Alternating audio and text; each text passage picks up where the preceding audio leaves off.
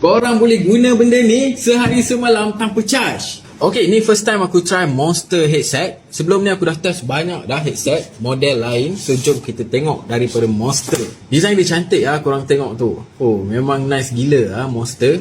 So jom kita keluarkan dia. Dan color dia memang lawa gila guys. Aku suka color merah dan ini merah yang memang cantik guys. Korang pernah rasa tekstur sponge cake tak? Macam ni lah guys, lembut gila. Seriously, kalau letak kat telinga memang selesa gila. Ok, dekat sini dia ada button untuk on off headset ni. Kemudian dia ada button untuk kita nak navigate lah. Dan dekat bahagian bawah ni ada port untuk kita nak cucuk kabel audio dan juga charging port. Dan dekat sini dia punya mic lah guys.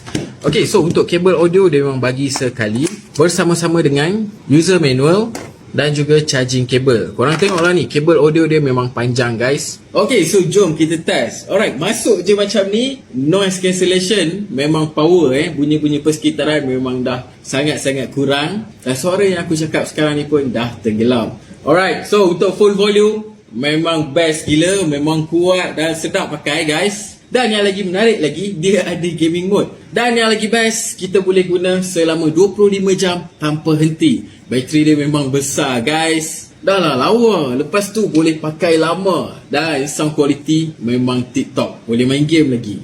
Untuk mic, aku dah test. Not bad dia punya mic. So guys, siapa yang berminat boleh check out dekat bag kuning di bawah.